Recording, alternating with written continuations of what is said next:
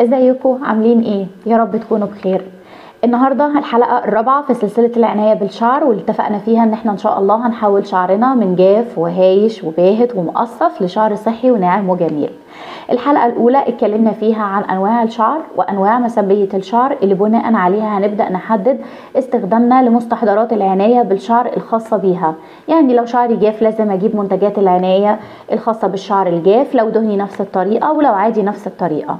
الحلقه اللي بعدها اتكلمنا عن حمامات الزيوت ونعملها ازاي في شعرنا، والطريقه الافضل اللي بيها بنستفيد من حمامات الزيت ويبقى ليه تاثير كويس على شعرنا.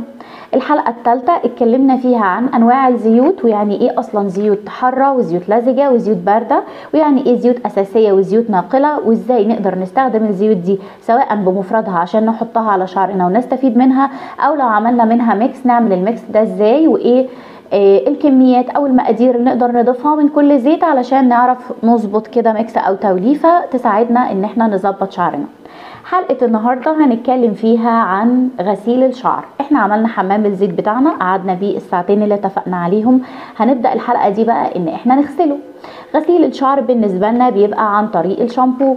طيب ايه هو الشامبو؟ الشامبو ده هو عبارة عن الوسيلة اللي احنا بيها بننظف فروة الراس. الهدف الاساسي بتاعه هو تنظيف فروة الراس من اي اتربة موجودة فيه او اي بواقي للمواد الضاره فيه، او حتى المواد النافعه اللي مع وجودها بالايام على الشعر بتتحول لمواد ضاره نتيجه التعرض للتراب وللعرق وللشمس. ساعات فروة الراس بيبقى فيها بواقي حمام زيت، بيبقى فيها بواقي بلسم، بواقي كريم التصفيف او الزيت، زائد العرق طبعا، زائد ان اصلا كده كده فروة الراس بتفرز بطريقة طبيعية زيوت. هي دي اكتر زيوت بتبقى مفيدة للشعر، هي الزيوت الطبيعية اللي بيفرزها، لكن مع وجودها في الشعر لكذا يوم ففروة الراس بتعرق وبتبقى محتاجة ان هي تتنضف. فالشامبو الهدف الاساسي بتاعه الاول هو ان احنا ننضف فروة الراس بتاعتنا بطريقة لطيفة، وتاني حاجة بننضف الشعر بتاعنا، وقلنا قبل كده ان احنا بنستخدم الشامبو على فروة الراس والرغاوي على الشعر، وتالت حاجة ان التنظيف ده ما يكونش ينتج عنه ان الشعر بتاعنا ينشف او يتقصف او يهيش. تمام جدا. يبقى هو ده الشامبو واحنا بنستخدمه ليه. طيب احنا ازاي نختار انواع الشامبو المناسبه لينا، او عن تجربتي انا ايه افضل الانواع اللي انا استخدمتها واللي فعلا لو انت جربتيها هتبقي مبسوطه منها، وفي نفس الوقت هقولك على كام تركايه كده هتعمليهم وانت بتغسلي شعرك، وعايزاكي ترجعي لي بعد شهر واحد تقولي لي الدنيا عندك حصل فيها ايه لما عملتي الحاجات اللي انا قلت لك عليها. اول حاجه هنتكلم فيها النهارده بالنسبه للشامبو هي ايه الغلطات اللي احنا بنعملها عند استخدام الشامبو، واللي ساعات بتؤدي ان هو ما بيجيبش النتيجه الفعاله بتاعتنا. وكالعاده عملت لكم سكريبت علشان ما انساش منه ولا معلومه. اول حاجه احنا بنعملها غلط ان احنا بنغسل شعرنا اكتر من 3 مرات في الاسبوع، طبعا وخصوصا في فصل الصيف احنا بنزهق وبنعرق وبنبقى فعلا مش قادرين ومش مستحملين، بنروح داخلين هوب تحت الدش على طول وجايبين شعرنا بجسمنا بالشامبو. الموضوع ده غلط خالص. شعرك مش مطلوب ان هو يتغسل اكتر من مرة في الاسبوع لو انت شعرك جاف او عادي، ومرتين لو انت شعرك دهني. كتر استخدام الشامبو اللي هو اصلا فيه سلفة اللي اتكلمنا عليها قبل كده، اللي هي مسببة للرغاوي واللي بتكون سبب لتنظيف شعرك، كتر استخدامها بيؤدي لهلاك الشعر ونشفانه، وطبعا النشفان ده بيخليكي مش عارفه تسرحيه، بيخليه بيتقصف، بيخلي لونه باهت. يبقى انت المفروض اول حاجه هتعمليها هي ان انت تغسلي شعرك مره واحده بس في الاسبوع في الشامبو، مرتين ماكسيمم لو احنا في الصيف والعرق الفظيع ده وانت مش قادره، وخصوصا لو انت بتلبسي الطرحه بتاعتك فتره طويله او لو بتنزلي شغل فترات طويله. غسلتي شعرك مرة او مرتين، ايه اللي المفروض اعمله وانا بغسل شعري؟ اولا قلناها برضو المرة اللي فاتت وهنقولها تاني، وهي دي تعتبر تاني حاجة مش اولا، ان انت الشامبو ما تحطيهوش بطريقة مباشرة على فروة الراس ولا على الشعر. انت مطلوب منك كمية بسيطة خالص، الكمية دي بتخلطيها بشوية مية، وبعد كده بتستخدميهم على الشعر على فروة الراس، وبعد كده الباقي او الرغاوي بتحطيها على الشعر بتاعك وتبدأي تشطفي بيه. فانت مش مطلوب منك خالص ان انت تستخدمي كمية شامبو كبيرة وتقولي اصل انا شعري مدهن، اصل انا حاسة ان هو مش نظيف. لا، هي مرة واحدة حبة صغيرين هتخلطيهم بمية وهتوزعيهم على فروة راسك، وهتوزعيهم كويس قوي قوي قوي باطراف صوابعك، وبعد كده الرغاوي هتاخديها تحطيها على شعرك وتشطفي بعدها كويس جدا. الحاجة التانية، لو انت مش بتستخدمي كمية شامبو كبيرة، ممكن تكوني انت ما بتستخدميش كمية شامبو كبيرة، وممكن تكوني ما بتستخدميش الشامبو بطريقة مباشرة، لكن بتستخدمي نوع شامبو السلفة فيه كتير. احنا اتفقنا ان لازم الشامبو يكون فيه سلفة علشان ينظف الشعر، بس مش مطلوب ان انت كل مرة لما تغسليه بشامبو يكون فيه السلفات. انت ممكن بمنتهى البساطة هتستخدميه مرة واحدة في الشهر او مرتين شامبو السلفة، وباقي الشهر هتستخدمي شامبوهات ميديكال طبية او شامبوهات عادي تجارية تكون خالية من السلفات والسيليكون والبارابين والزيوت المعدنية الضارة بالشعر. حلو الكلام. طيب ايه الحاجة التانية؟ ان انت ما تطوليش في ان انت تحطي الشامبو على شعرك. يعني الشامبو احنا زي ما اتفقنا هو هدفه تنظيف الشعر، فانت مش ممكن تروحي مثلا حطاه وتقولي لا طب انا هعمل سكراب لجسمي كله، طب انا هستخدم الشاور بقى على جسمي، طب اسيبه كده شويه وتعمليه معامله البلسم او تعمليه معامله حمام الكريم. ممنوع. انت مجرد ما تحطي الشامبو يبدا يعمل الرغاوي على شعرك، دلكتي فروه راسك بيه، غسلتي بالشعر، اشطفي على طول، واشطفي بميه غزيره، واشطفي مره واثنين وثلاثه لغايه لما تحسي ان انت خلاص شعرك بقى ناعم. ما عدا الشامبوهات الطبية هي اللي بينصح فيها ان انت تحطي الشامبو على فروة راسك المدة دي لا تتعدى من 5 ل 7 دقايق، وهتلاقي المدة دي مكتوبة على الازازة بتاعتك اللي انت بتجيبيها من الصيدلية. يبقى انت ما ينفعش ان انت تسيبي الشامبو فترة طويلة على شعرك عشان ما يضرش بشعرك وينشفه ويقصفه ويخليه باهت. ايه كمان؟ ان انت لازم تستخدمي البلسم او حمام الكريم اللي هو الماسك بعد الشامبو. ليه؟ الشامبو اصلا بيبقى مليان شحنات سالبة، الشحنات السالبة دي بتبقى ضد الشعر، بتسبب هيشان الشعر، بتسبب ان انت بتيجي تسرحيه بعد الدش ما بتعرفيش تسرحيه، بتلاقيه داخل في بعضه ومش بيتسلك بسهوله، فبتضطري تحطي كريم بكميه كبيره او بتضطري تحطي زيت بكميه كبيره، فتلاقي ان شعرك بعد يومين زايد قوي، فتضطري تغسليه تاني، فتلاقي نفسك في دايره مقفوله. فانت عشان تتقي الموضوع ده خالص استخدمي بلسم او ماسك او حمام كريم بعد ما تغسلي بالشامبو، عشان هم فيهم شحنات موجبة هتمتص وتعادل الشحنات السالبة اللي الشامبو عملها، فهتلاقي شعرك اسهل في التسريح وهتلاقيه مريح بعد الشاور، ان انت بعد ما بتنشفيه مش بيحتاج كمية كبيرة من الكريم المرطب او الزيوت. ايه كمان؟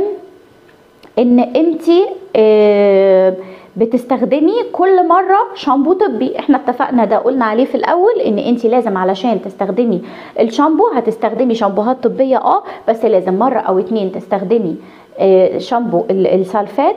ليه؟ لان كل مرة هتستخدمي فيه شامبو طبي ما يكونش فيه سلفات انت مش هتقدري كده تنضفي شعرك، ده هيؤدي لتراكم اتربة، تراكم بواقي الزيوت اللي اوريدي فروة الراس بتفرزها، تراكم المواد الباقية اللي انت بتحطيها على فروة راسك اذا كان زيت او ماسك حمام كريم.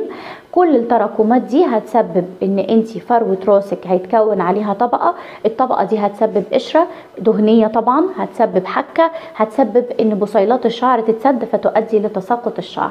يبقى انت ما ينفعش اصلا ان انت تستخدمي كل مرة شامبو طبي وتفتكري ان انت كده بتحافظي على شعرك، وخصوصا لو شعرك دهني، لان الشعر الدهني هو اكتر شعر صعب بيكون في تنظيفه، فلازم شامبو يكون فيه سلفات. دي هي الحاجات اللي احنا المفروض ناخد بالنا منها ان احنا ما نعملهاش واحنا بنستخدم الشامبو. طيب انا هغسل شعري بالشامبو، عايزه اقول لكم على الكام حاجه اللي انا باخد بالي منهم عند غسيل الشامبو، بعد كده هتكلم في الانواع اللي ريحتني سواء تجاريه او طبيه. وانا باجي بغسل شعري اول حاجه بعملها ان انا بقلب شعري لقدام علشان الدوره الدمويه اضمن ان هي اتنشطت في فروه راسي تحت الميه. الخطوة دي حلوة جدا جدا، وعلى فكرة هي خطوة بتسهل عليكي غسيل فروة راسك بالشامبو والرغاوي تحطيها على الشعر. فانت بتقلبي فروة راسك لقدام. تاني حاجة لازم شعرك يبقى مبلول 100% قبل ما تحطي الشامبو، يعني المية تبقى بتنقط منه كده، ما يبقاش نصه ناشف ونصه مبلول، لا انت هتستخدمي المية بغزارة على شعرك، ولما شعرك يتغرق بالمية هتروحي حاطة الشامبو. تالت حاجة درجة حرارة المية لازم تبقى فترة، لا هي ساقعة لان هي لو ساقعه مش هتساعد على التنظيف، لان الشامبو في الميه الساقعه مش هيرغي اساسا، ولا هي سخنه قوي عشان ما تلهبش فروه راسك، وعشان درجه حراره الشعر ما ترتفعش فالشعر يبدا يفقد الرطوبه اللي فيه فتلاقيه قصف وبقى باهت وبقى جاف. فانت هتستخدمي درجه حراره معتدله. الخطوه الرابعه دي خطوه مهمه قوي قوي قوي، هي خطوه الشامبو اللي احنا قلنا مش هنستخدم منه كميه كبيره وهنخلطها بميه عشان نخففها. انا بجيب كوبايه وبحط فيها نص كوبايه ميه، واسمعي بقى التكه دي، هتحطي في نص الكوبايه ده كافيين، اي حاجه فيها كافيين، قهوه اللي هي بني، القهوه البني اللي هي القهوه المحوجه الغامقه، او نسكافيه بلاك. حطي ودوبي في الميه، وحطي حبه شامبو كده صغيرين ودوبيهم. صدقيني الخطوه دي بتفرق قوي. الكافيين اللي احنا حطيناه ده محفز رهيب جدا لبصيلات الشعر. لو انت عندك تساقط او شعرك ما بيطولش بسرعه، ده محفز غير عادي. الحبه الصغيرين اللي هتحطي عليهم الشامبو دول هيفرقوا معاكي جدا لو هم فيهم الكافيين اللي هو النسكافيه او القهوه، هيفرقوا معاكي جدا في طول الشعر وفي كثافته. بس واظبي عليها واسمعي الكلام. زائد ان هو هيشيل اي روائح مش محببه في شعرك لو انت شعرك بيعرق او دهني. فانتي الميه اللي هتدوبي فيها الشامبو اعملي فيها التركايه دي، هتحطي فيها باكو نسكافيه بلاك او هتحطي فيها معلقه قهوه غامقه. دي حاجه. الحاجه الثانيه، لو انتي مش عايزه تحطي قهوه او نسكافيه بلاك، ممكن ان انتي تغلي شويه روزماري في الميه وتصفي الميه بتاعتهم، ولما الميه تبرد خالص هتدوبي فيها الشامبو، وهو ده اللي انتي هتستخدميه لغسيل فروه راسك. برضو بتفرق جدا جدا جدا في طول الشعر، وتفرق جدا جدا في التساقط. واحنا اتكلمنا الحلقه اللي فاتت عن ان زيت الروزماري بيعادل المينوكسيديل فبيعالج التساقط. فالخطوه دي برضو ظريفه جدا وهتساعدك. لو انت عندك قشره، حطي الميه فيها نقطتين شاي اخضر، زيت شاي اخضر، او اغلي باكيت شاي اخضر في نص الكوبايه بحيث انه يبقى مركز، وشيلي الباكيت وحطي الشامبو برضو، هيبقى ظريف جدا. الخطوات دي صدقيني وانتي بتخففي الشامبو وبتستخدميه هتفرق معاكي خالص. تمام؟ يبقى احنا هنقلب شعرنا لقدام، هنستخدم ميه فتره، هنخفف الشامبو بتاعنا، هنحط الشامبو المخفف على فروه الراس وهندلك باطراف الصوابع، وبعد كده هنحط على باقي الشعر الرغاوي، وهنغسل الشعر بميه فتره كويس قوي قوي قوي مره واثنين وثلاثه وعشرة. بعد كده لما تيجي تنشفي هتنشفي زي ما قلنا في الحلقات اللي فاتت، يا اما بتيشرت قطن يا اما بفوطه مايكرو فايبر، وتبقى التسريح لما تيجي تسرحي لا يبقى شعرك لا هو مبلول قوي ولا هو ناشف قوي. كده احنا عرفنا الغلطات اللي بنعملها واحنا بنستخدم الشامبو، وعرفنا الحاجات اللي المفروض ان احنا ناخد بالنا منها واحنا بنستخدم الشامبو. نخش بقى على انواع الشامبو. طبعا السوق مليان انواع كتيره جدا جدا جدا. انا هقول لكم على الانواع اللي انا جربتها ولقيتها حلوه، وهستنى منكم في الكومنتات ان انتوا كمان تضيفوا لي لو في انواع معينه انتوا جربتوها. الشامبوهات اللي موجوده في السوق هي نوعين، شامبوهات تجاريه والشامبوهات الطبيه. الشامبوهات التجاريه زي الشركات اللي هي زي لوريال مثلا، زي هيرابل اسانس، زي ايفون، زي اوريفلام.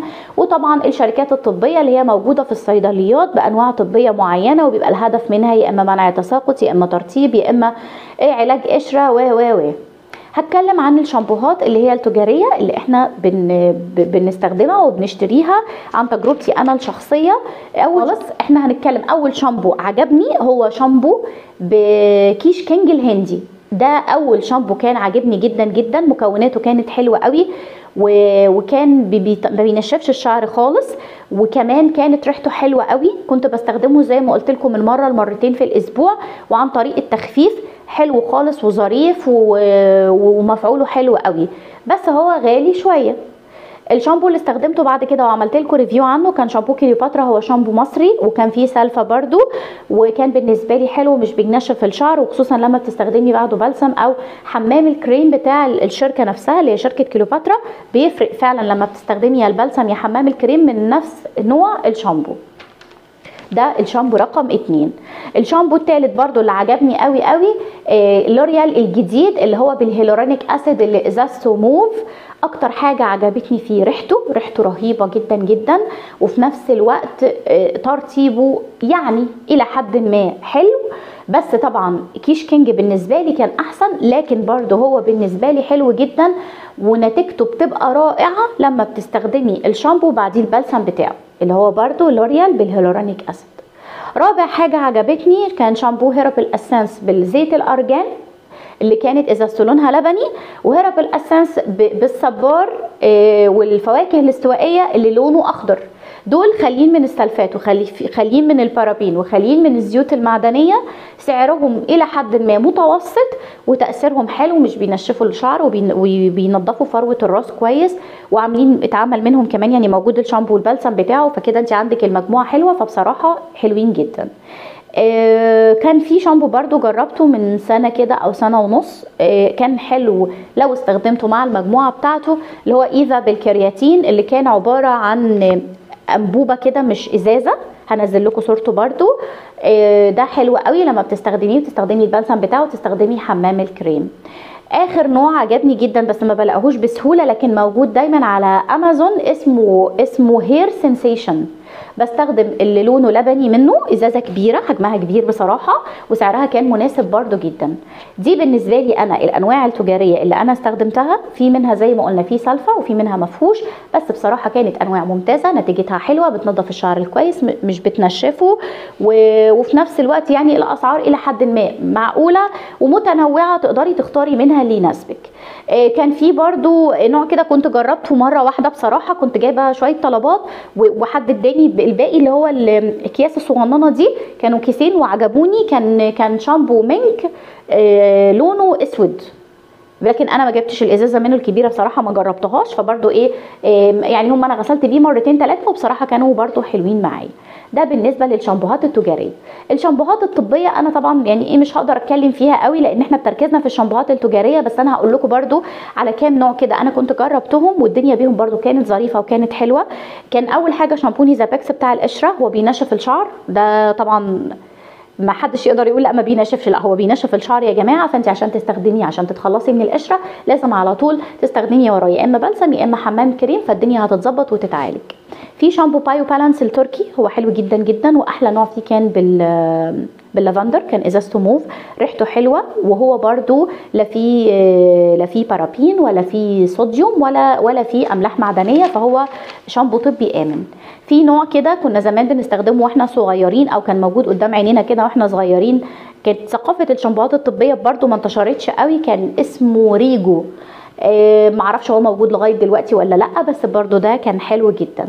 شامبو، في شامبو مشهور جدا واتعملت له دعايه كتير وهو برضو يعتبر شامبو طبي، اللي هو اسمه سترونج فيل.